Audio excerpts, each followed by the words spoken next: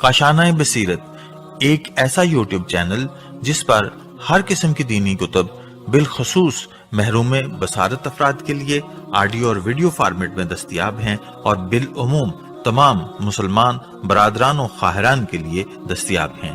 इसलिए आपसे गुजारिश है कि बेल आइकन को प्रेस करके हमारे इस चैनल को जरूर सब्सक्राइब कीजिए ताकि आइंदा आने वाली हर किताब आपको बर वक्त मिलती रहे।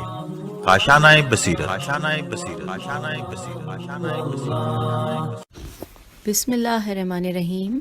अस्सलाम वालेकुम सामाईन, ये है काशान बसीरत का यूट्यूब चैनल जहाँ पर हम सब मिलकर जिस किताब को आजकल पढ़ रहे हैं और बहुत कुछ हासिल कर रहे हैं, उस किताब का नाम है कलाम अमीरुल मोमिनीन अली अलैहिस्सलाम शरह नहजुल बलागा, तालीफ़ आयतुल्लाह नासिर मकारिम शिराज़ी की और तर्जुमा ज़ेर निगरानी मौलाना सैयद शहनशाह हुसैन नकवी। और ये है रीडिंग का पार्ट नंबर 8। और जैसा कि आप सब जो कि मेरे साथ साथ पढ़ रहे हैं वो जानते हैं कि पार्ट नंबर 7 में हमने खुतबा नंबर 1 का तीसरा हिस्सा पढ़ना शुरू किया था, तो हमने उसको आधा पढ़ लिया था और अब हम उसके नुकात पढ़ने जा रहे हैं। खुतबा 1 उसके तीसरे हिस्से के नुकात पढ़ने जा रहे हैं, जबकि ये रीडिंग का पार्ट नंबर 8 है और हम किताब के सफ़ा नंबर 90 पे रीडिंग का आगाज़ करने जा रहे हैं। आइए पढ़ते हैं। बिस्मिल्लाहिर्रहमानिर्रहीम। लिखा है यहाँ बहुत से पुरमानी नुकात छुपे हुए हैं जिनसे गरां कदर दर्स मिलते हैं। नतीजतन बहुत से एतक़ादी मसाइल ख़ास तौर पर मार्फत खुदा और उसके अस्मा और सिफ़ात से मुताल्लिक़ मसाइल हल हो जाते हैं। मनजुमला, अब यहाँ पर वन जुमला के बाद नंबर 1 लिखा है और हेडिंग है मखलूक और खालिक का राब्ता और वहदत वजूद का मसला। अच्छा, ये मैं आपको साथ साथ बता दूं कि जो नुकात यहाँ पे बयान हुए हैं ये 4 नुकात होंगे जो हम अभी जिस हेडिंग के तहत पढ़ रहे हैं। तो पहला ये है जो कि मैंने आपको बताया और हम दोबारा मैं रिपीट करती हूँ कि मखलूक और खालिक का राब्ता और वहदत वजूद का मसला। इसमें है तफसील कुछ यूँ है कि खालिक का मखलूक से और पैदा करने वाले का पैदा होने वालों से क्या राब्ता है। इस मसले पर फ़लसफ़ियों और दानिश्वरों में काफ़ी बहस व मुबाहिसे पाए जाते हैं। एक ग्रोह ने इफ़रात का रास्ता पकड़ लिया, अलिफ के नीचे ज़ेर है, अलिफ फे रे अलिफ तोय, इफ़रात का रास्ता पकड़ लिया है और मौजूद और वजूद के दरमियान वहदत को बयान करते हैं और उसे ऐन मखलूक़ात करार देते हैं। वो कहते हैं कि आलम हस्ती में एक वजूद के अलावा कोई वजूद नहीं और उसके अलावा जो भी है वो उसकी ज़ात के जलवे हैं, या दूसरे अल्फाज में दरहकीकत एक चीज़ के अलावा कुछ भी नहीं है और तादाद और कसरत महज ख्याल और सराब है जो दूर से पानी की सूरत नज़र आता है मगर दरहकीकत कुछ नहीं है। बाज़ औक़ात वहदत व इत्तेहाद के बजाय हुलूल, हे लाम वाव लाम हुलूल की ताबीर बयान करते हैं और कहते हैं कि वो हर वक्त किसी एक लिबास में उतरता है और कहते हैं कि ये बेखबर लोग दोगानगी का एहसास गलत करते हैं जबकि एक वजूद से ज़्यादा कुछ नहीं है। मुख्तसरन ये कि लोग आलम हस्ती को दरिया की तरह समझते हैं और मौजूदात आलम को दरिया के कतरों की तरह। अब यहाँ पर एक फ़ारसी में शेर लिखा है और साथ ही उसको उर्दू में भी करके लिखा हुआ है। आइए मैं फ़ारसी पढ़ने की कोशिश करती हूँ, लेकिन मुझे मालूम है कि मुझे फ़ारसी आती नहीं, लेकिन बहरहाल हर कस के नदीदा कतरा बाबहरी की, हैरान शुदा अम के चून मुसलमान बाशुद। अब यहाँ पर इसका उर्दू साथ ही लिखा गया है कि कतरे में न जो बहर का नज़ारा करे, हैरान हूँ मैं कैसा मुसलमान है वो। दोबारा दोहरा देती हूँ कि कतरे में न जो बहर का नज़ारा करे, हैरान हूँ मैं कैसा मुसलमान है वो। और फिर लिखा है कि गोया ये लोग सनवियत से पे ज़बर है, नून और फिर वाव के नीचे ज़ेर है, सनवियत और ये के ऊपर तशदीद है। तो गोया ये लोग सनवियत को नहीं मानते और उसे ख्याल महज कहते हैं और उनके मुताबिक अगर कोई वजूद और मौजूद की वहदत को ना तस्लीम करे तो वो सही मानी में सूफ़ी नहीं کہلا سکتا، کیونکہ تصوف کی بنیاد ہی وحدت الوجود ہے۔ البتہ ان کے بعض کلمات قابل توجیہ ہیں۔ مثلا یہ لوگ کہتے ہیں کہ وجود حقیقی جو عالم میں قائم بالذات ہے وہ ایک سے زیادہ نہیں اور باقی تمام موجودات اس سے وابستہ ہیں، جیسا کہ معانی اسمیہ الف سین میم یہ ہے اور حرفیہ کے بارے میں بات ہوئی۔ گویا ذات خدا بند عالم کے علاوہ جو ہے وہ اتنا چھوٹا اور حقیر ہے کہ اسے حساب میں لانا صحیح نہیں ہے۔ اس کا یہ مطلب نہیں کہ اس کا وجود ہی نہیں ہے۔ آئیے اگلے پیراگراف میں چلتے ہیں۔ لکھا ہے مگر بلا خوف تردید ان کی کچھ باتیں توجیہ اور دفاع کے قابل نہیں۔ وہ کھلم کھلا کہتے ہیں کہ عالم ہستی میں ایک سے زیادہ وجود پائے نہیں جاتے اور باقی سب کے سب خیالات اور وہم و گمان ہیں، یہاں تک کہ بت پرستی کو بھی اگر محدود شکل نہ دی جائے تو وہ بھی عین خدا پرستی ہے، کیونکہ سارا عالم وہی ہے اور وہی سارا عالم ہے۔ یہ جملہ کسی کا بھی ہو، اس سے ہٹ کر کہ یہ باتیں بعید از عقل بلکہ بعید از بدیہیات، بے دال یہ ہے، یہ الف تے اور یہ کے اوپر تشدید ہے کہ بلکہ بعید از بدیہیات ہیں، اور یہ لوگ علت و معلول میم عین لام و لام معلول، خالق و مخلوق، عابد و معبود سب کا سرے سے انکار کر رہے ہیں۔ یہ اسلامی عقائد کے لحاظ سے بھی فاسد نظریات ہیں جو کسی سے پوشیدہ نہیں، کیونکہ اس طرح تو خدا، بندہ، پیغمبر صلی اللہ علیہ وآلہ وسلم، امت، عابد و معبود اور شارع و مکلف کا کوئی مفہوم ہی باقی نہیں رہے گا، یہاں تک کہ جنت و دوزخ، بلکہ جنتی اور دوزخی لوگ سب کے سب ایک جیسے ہو جائیں گے اور سب کے سب ان کے عین ذات ہیں، اور دوگانگی اور تمام موجودات کا جدا جدا ہونا سب وہم و خیال کی پیداوار ہیں کہ اگر ہم خیالات اور وہم کے پردوں کو چاک کریں تو اس کے علاوہ کوئی چیز بھی نہیں ہوگی۔ اور اب ہم آگے ہیں وغیرہ وغیرہ، ساتھ یہ لکھا ہے کوئی چیز بھی نہیں ہوگی وغیرہ وغیرہ۔ پھر ہم آگے ہیں پیج 92 پہ، لکھا ہے اس عقیدے کا سب سے خطرناک لازمہ یہ ہوگا کہ خدا مجسم ہے یا وہ حلول کر سکتا ہے۔ یوں طرح سے یہ نظریہ نہ تو عقل سلیم کے لیے قابل قبول ہے اور نہ عقائد اسلامی اور قرآن مجید کے ساتھ سازگار ہے۔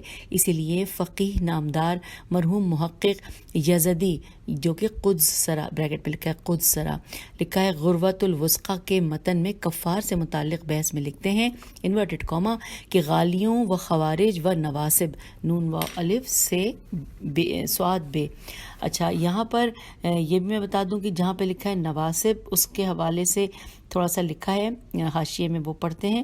لکھا ہے کہ غلات یعنی کہ وہ افراد جو ائمہ اہل بیت علیہ السلام خاص طور پر حضرت علی علیہ السلام کے بارے میں غلو کرتے ہیں اور انہیں نعوذ باللہ خدا اور رب اور اللہ یا خدا سے متحد قرار دیتے ہیں، جبکہ خوارج وہ باقی ایماندار گروہ ہے جس نے جنگ نہروان میں حضرت علی علیہ السلام سے جنگ کی اور شکست کھائی۔ اسی طرح نواسب نون و الف سواد بے دشمنان اہل بیت علیہ السلام کو کہا جاتا ہے۔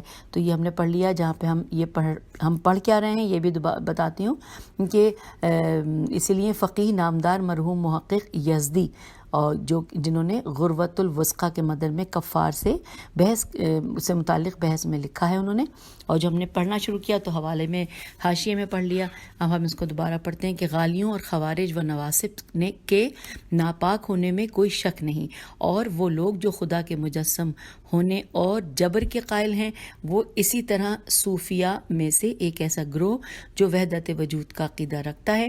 اگر یہ لوگ احکام اسلام پر عمل کرتے ہوں تو اقوا الف قاف واو چھوٹی ہے اور اس کے اوپر زبر، اقوا یہ ہے کہ وہ نجس نہیں ہے، لیکن اگر یہ واضح طور پر معلوم ہو جائے کہ یہ عقائد مفسدہ کے پابند ہیں جو ان کے مذہب کا لازمہ ہے تو وہ کافر ہیں۔ یہاں پہ انورٹڈ کاما کلوز ہو گیا۔ اس کا حوالہ بھی نوٹ کیجئے، عروۃ الوثقی بحث نجاست کافر مسئلہ نمبر 2۔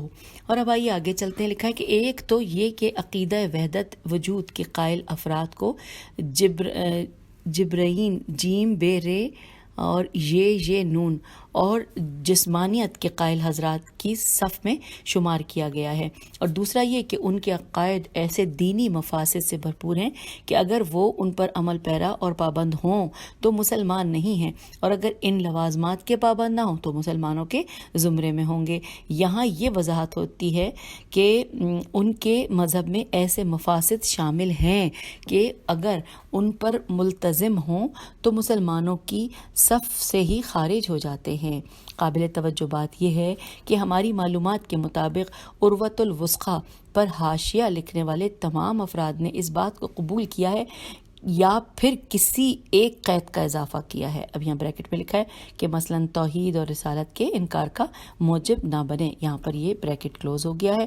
حوالہ اس میں لیے حاشیے میں اس کے بارے میں لکھا ہے کہ مزید معلومات کے لیے مصباح الہدیٰ جلد نمبر 1 صفحہ نمبر 410، تالیف مرحوم آیت اللہ شیخ محمد تقی عاملی، فقی و فلسفی، اور اسی طرح تقریرات مرحوم آیت اللہ خوئی جلد نمبر 3 صفحہ نمبر 81 اور 82 پر ملاحظہ کیجیے۔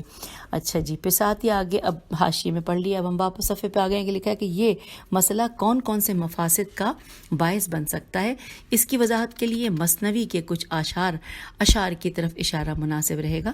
مثنوی کی چوتھی کتاب میں ایک طولانی داستان کے ساتھ سبحانی ما اعظم شعانی کا قصہ ذکر کیا گیا ہے جو بایزید سے متعلق ہے، اور جب اس کے مریدوں نے اس پر اعتراض کیا کہ آپ نے یہ کیسا نامناسب جملہ کہا ہے، گویا تو اپنے اس جملے میں اپنے آپ کو لا الہ الا انا فاعبدونی، میرے سوا کوئی معبود نہیں بس میری عبادت کرو کا مصداق ٹھہراتے ہو۔ تو اس نے جواب دیا کہ اگر میں نے یہ جملہ دوبارہ کہا تو تم سب کلہاڑیاں اٹھا کر مجھ پر حملہ کر دینا۔ اور پھر یہ شعر پڑھا، نیست اندر حبا غیر از خدا، چند جوئی در زمین و در سما، کوئی بھی مجھ میں نہیں غیر خدا، ڈھونڈ آؤ چاہے تم ارض و سما۔ یہ ہم نے فارسی اور اردو کے دونوں اشعار کو پڑھ لیا، اور لگتا ہے کہ ہماری یہ کوشش کامیاب ہو گئی کیونکہ بہتر پڑھ لیا۔ پھر لکھا ہے کہ اس کے مریدوں نے کلہاڑیاں اٹھا کر اس پر حملہ کیا، مگر ان لوگوں نے دیکھا کہ جو کلہاڑی وہ اسے مار رہے تھے وہ خود ان کو زخمی کر رہی تھی۔ یہ بناوٹی افسانہ بتاتا ہے کہ اس راستے کے لوگ کس حد تک آگے بڑھ سکتے ہیں۔ اس گفتگو کو علماء عصر حاضر میں سے ایک عالم کے جملے پر ختم کرتے ہیں کہ جو شرح نہج البلاغہ میں فرماتے ہیں انورٹڈ کاما میں کہ یہ مکتب فکر یعنی کہ وحدت وجود یعنی وحدت موجود اور تمام تر عقلی و فکری اور بصیرتی قوانین کو اور ادیان الہی کے مقاصد کو پامال کر رہا ہے۔ یہ پورے عالم کو خدا کے مرتبے تک بلند کرتا ہے یا پھر خدا کو مخلوقات کی حد و معیار تک نیچے لا کر مخلوقات کے ساتھ ایک بنا دیتا ہے۔ ایسا لگتا ہے کہ اس مکتب فکر نے بعض لوگوں کے اذہان کو ان کے ذوق، سلیقے یا اشکالات و اعتراضات سے فرار اختیار کرنے کے عنوان سے جکڑ لیا ہے، نہ یہ کہ نفسیاتی طور پر غور و فکر اور حقائق سے آگاہی کے لیے تدبیر کی راہوں کو مسدود کیا ہوا ہو۔ آئیے حوالہ نوٹ کیجیے، ترجمہ و تفسیر نہج البلاغہ استاد جعفری، جلد نمبر 2 صفحہ نمبر 64۔ اور اب ہم پوائنٹ 2 پڑھنے آ گئے ہیں۔ نمبر 1 پہ ہم نے پڑھا تھا مخلوق اور خالق کا رابطہ اور وحدت وجود کا مسئلہ۔ دوسرے نمبر پہ ہم پڑھ رہے ہیں صفات خدا کی حقیقت سے جاہلانہ انحراف، یہ ہیڈنگ ہے۔ اس حوالے سے لکھا ہے کہ اگر ہم مولا علی علیہ السلام کے کلام کے اس فقرے کو بخوبی سمجھنے کی کوشش کریں تو اصل توحید اور حقیقت صفات خدا سے انحراف کے تمام تر راستے بند ہو جائیں گے اور ان آیات کا حقیقی مفہوم واضح ہو جائے گا۔ اور آئیے اب ہم یہ وہ پڑھتے ہیں، لکھا ہے کہ وَنَحْنُ أَقْرَبُ إِلَيْهِ مِنْ حَبْلِ الْوَرِيدِ، کہ ہم انسان کی رگ گردن شہرک سے بھی زیادہ اس کے قریب ہیں۔ اور پھر ساتھ ہی لکھا ہے، اس کا حوالہ ہے سورہ قاف کی آیت نمبر 16۔ پھر لکھا ہے، اس کا ترجمہ تو ہم نے پڑھ لیا، پھر لکھا ہے کہ اور اسی طرح کا مفہوم دیگر آیات قرآنی میں بھی پایا جاتا ہے۔ پھر آگے دیگر آیات قرآنی اس میں دیے ہوئے ہیں۔ اس میں سورہ حدید کی آیت نمبر 4 لکھی ہوئی ہے، جس کا ترجمہ پہلے آیت بھی پڑھ لیتے ہیں۔ وَهُوَ مَعَكُمْ أَيْنَمَا کنتم، ترجمہ ہے کہ وہ تمہارے ساتھ ہے جہاں کہیں بھی تم رہو۔ اس کے بعد ہے سورہ مجادلہ کی آیت نمبر 7، ترجمہ پڑھتے ہیں کہ کوئی بھی بات کسی 3 افراد کے درمیان نہیں ہوتی مگر یہ کہ وہ ان کا چوتھا ہوتا ہے۔ پھر اگلا ہے اللہ نور السماوات والارض، اللہ آسمانوں اور زمینوں کا نور ہے، یہ سورہ نور کی آیت نمبر 36 ہے۔ اس کے بعد ہے اگلا چوتھے نمبر پہ سورہ انفال کی آیت نمبر 24، جو اگلی آیت یہ ہے، یہ اس کا ترجمہ ہے کہ جان لو کہ اللہ انسان اور اس کے قلب کے درمیان حائل ہو جاتا ہے۔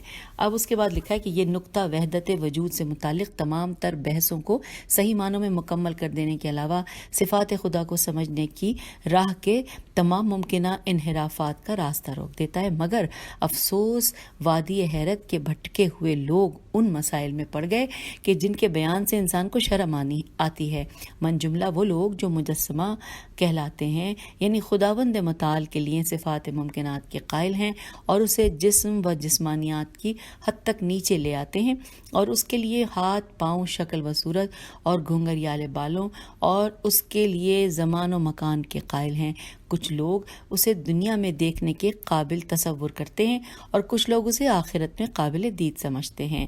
اور اب آئیے، اب ایک انورٹڈ کاما میں لکھا ہے کہ محقق دوانی، یہ نام ہے، جو کہ معروف فلسفی ہیں، بحار الانوار سے نقل کرتے ہوئے کہتے ہیں کہ اہل تشبیہ، تشین بے یہ ہے، تشبیہ میں سے ایک گروہ خدا کا حقیقتاً جسم سمجھتا ہے، بعض اسے گوشت اور خون سے مرکب سمجھتے ہیں اور بعض اسے ایسا چمکتا ہوا نور سمجھتے ہیں کہ جو چاندی کے سفیدی مائل ڈلے جیسا ہے، اور اس کی لمبائی ان لوگوں کے اپنے ہاتھ کی 7 بالشت کے برابر ہے۔ ایک گروہ اسے انسان جیسا اور ایک گروہ کے افراد اسے ایک سادہ لوح جوان کی طرح سمجھتا ہے کہ جس کے گھنگریالے بال ہیں، اور بعض اسے ایک کالے اور سفید بالوں والے بوڑھے شخص سے تشبیہ دیتے ہیں، اور بعض اسے دوسرے جسموں سے مختلف یعنی ایک جسم سمجھتے ہیں، اور بعض افراد اسی طرح مختلف قسم کے باطل، بے بنیاد اور سطحی عقیدے رکھتے ہیں۔ حوالہ ہے بحار الانوار، جلد نمبر 3، صفحہ نمبر 289۔ ہم کتاب کے صفحہ نمبر 95 پہ آ گئے۔ پھر لکھا ہے کہ اس سے زیادہ تعجب خیز بات یہ ہے کہ رسول خدا صلی اللہ علیہ وآلہ وسلم اور بعض صحابہ سے روایات نقل کی ہیں، بریکٹ میں لکھا ہے کہ جو کہ بے بنیاد اور جعلی احادیث ہیں، بریکٹ کلوز، کہ ان میں خدا کے عجیب و غریب جسمانی اوصاف ذکر ہوئے ہیں۔ مثلا ایک حدیث جو ابن عباس رضی اللہ سے نقل کی ہے کہ ان سے پوچھا گیا کہ حضرت صلی اللہ علیہ وآلہ وسلم نے کبھی اپنے پروردگار کو دیکھا ہے؟ تو ابن عباس رضی اللہ نے کہا کہ ہاں۔ سوال کیا گیا کہ خدا کو کیسا پایا؟ تو کہا کہ ہر ایک ہرے بھرے سرسبز باغ میں دیکھا ہے کہ وہ ایک سونے کی کرسی پر بیٹھا ہوا ہے اور اس کے نیچے ایک سنہرا فرش بچھا ہوا ہے جسے 4 فرشتوں نے اٹھایا ہوا ہے۔ اب یہاں پر حوالہ نوٹ کیجئے، توحید ابن خزیمہ، صفحہ نمبر 217، مطابق بہوس فی الملل والنحل، جلد نمبر 1، صفحہ نمبر 145۔ چلے آگے پڑھتے۔ پھر لکھا ہے کہ البتہ اس طرح کی بہت سی روایات صحیح بخاری اور سنن ابن ماجہ وغیرہ میں نقل ہوئی ہیں جن میں وضاحت کے ساتھ یہ کہا گیا ہے کہ خدا بروز قیامت آنکھوں سے دیکھا جائے گا۔ اس کا حوالہ ہے صحیح بخاری، جلد نمبر 6، صفحہ نمبر 56، اور تفسیر سورہ نساء اور سنن ابن ماجہ، جلد 1، مقدمہ باب 13، حدیث نمبر 177۔ پھر لکھا ہے کہ یہاں تک کہ بعض روایات میں تو یوں وضاحت کی گئی ہے کہ اہل جنت خدا کو ایسے دیکھتے ہیں جیسے 14ویں کی رات میں چاند نظر آتا ہے، اور یہ اس کا حوالہ ہے کہ ان کے جعلی ہونے کے اعتقاد کے ساتھ اور ان روایات کے جوابات جو کہ آیات اور روایات سے ہی ہیں کہ خدا ان آنکھوں سے نہیں دیکھا جا سکتا، نہ دنیا میں اور نہ ہی آخرت میں، جلد 4 تفسیر موضوعی پیام قرآن، صفحہ نمبر 241 سے 251 کی طرف رجوع کریں۔ یہ حوالہ جو تھا وہ ہم نے پڑھ لیا۔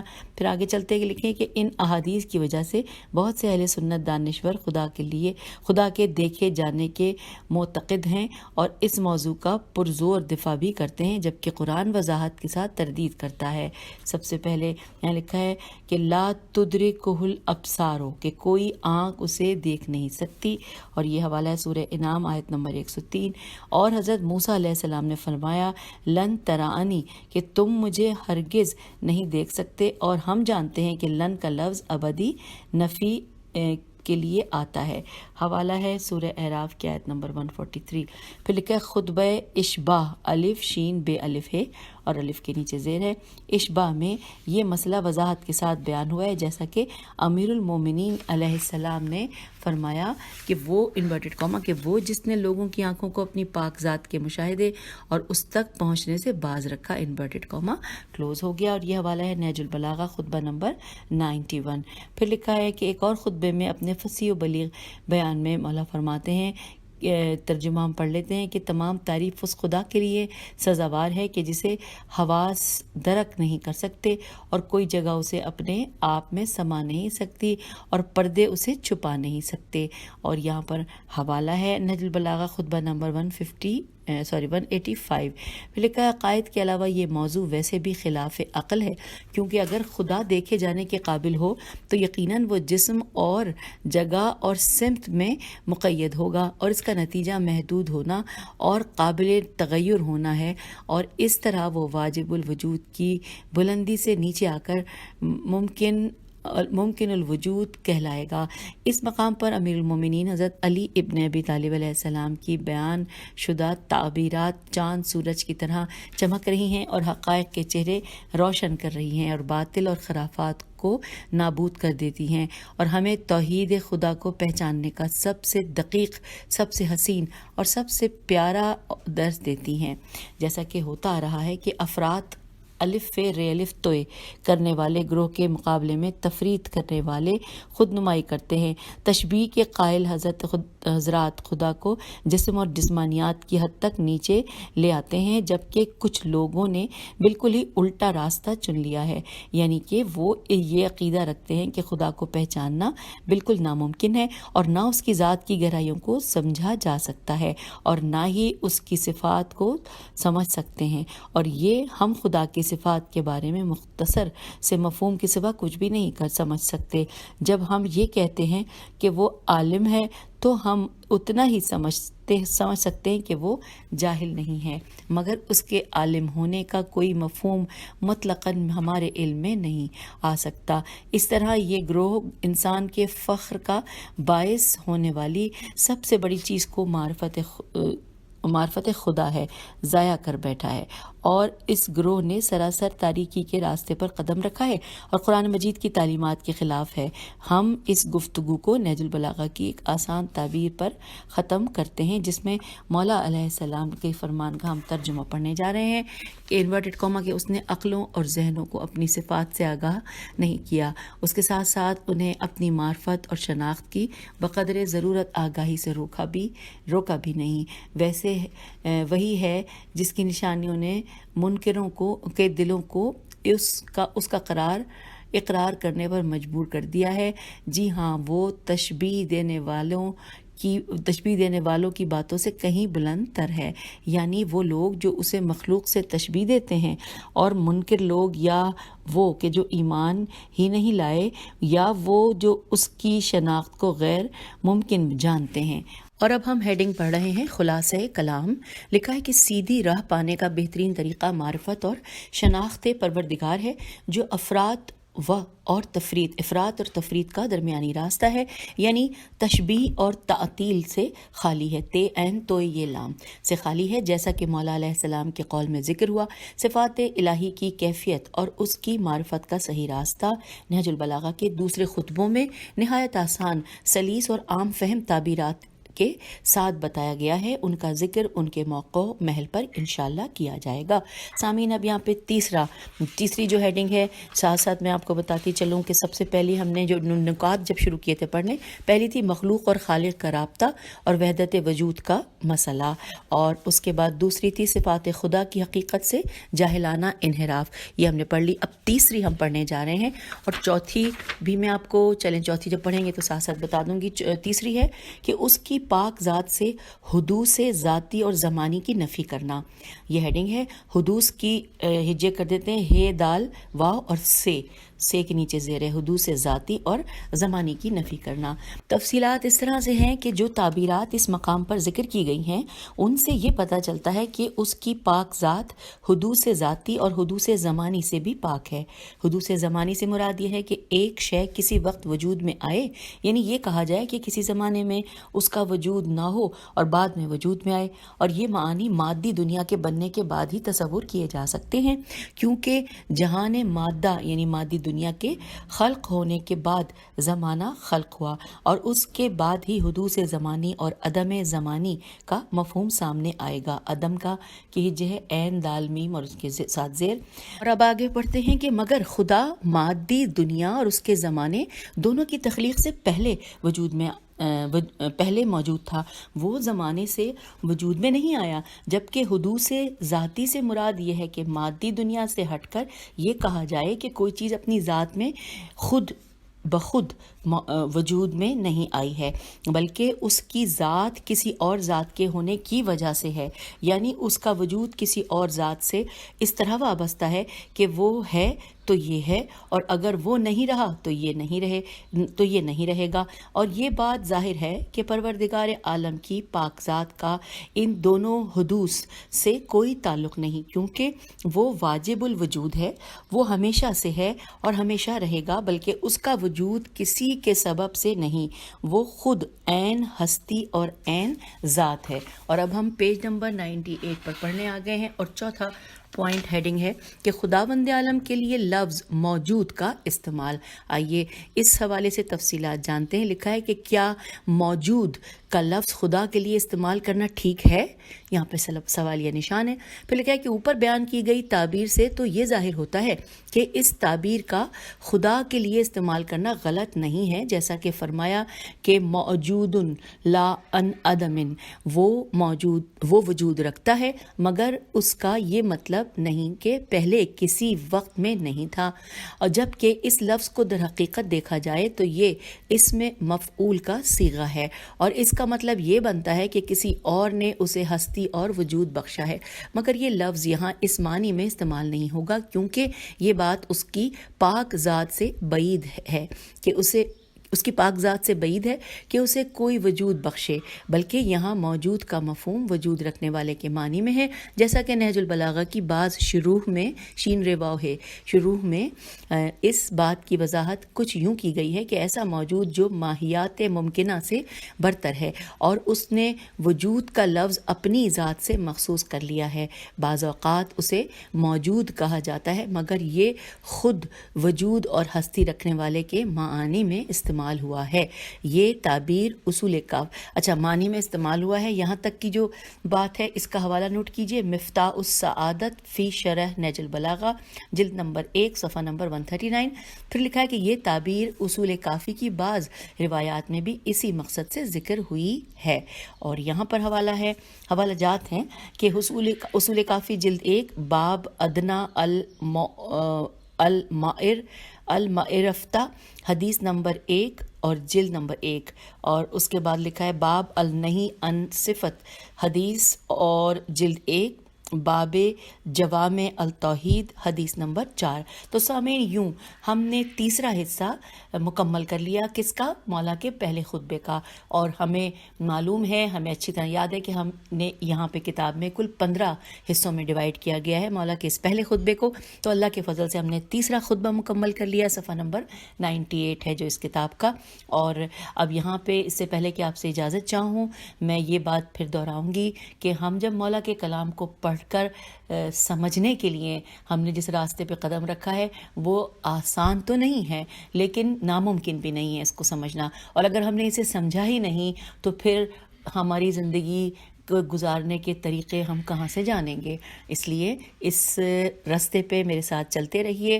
ہم بہت کچھ ہمیں مشکل لگے گا لیکن آہستہ آہستہ وہ ساری ہمیں چابیاں ملتی جائیں گی ہمارے ذہن کو کہ جس سے تمام وہ تالے کھلتے جائیں گے کہ جو ہم کچھ سمجھنا چاہتے ہیں. الفاظ مشکل لگتے ہیں، جملے مشکل لگتے ہیں، لیکن کئی بار دہرا لینے سے وہ اچھے اور آسان لگنے لگتے ہیں اور سمجھ آ ہی جائیں گے، کیونکہ مولا علی نے جب بھی یہ باتیں اور بیان کی ہیں انسانوں ہی کے لیے کی ہیں، انسانوں ہی سے کیے ہیں، اور ہم بھی انسان ہی ہیں. اس یقین کے ساتھ اجازت چاہتی ہوں کہ ہم بہت جلد اس تیزی سے چل پڑیں گے سمجھنے کے مرحلے میں کہ جو ہم نے ابھی قدم رکھا ہے. انشاءاللہ. خدا حافظ. فی امان اللہ.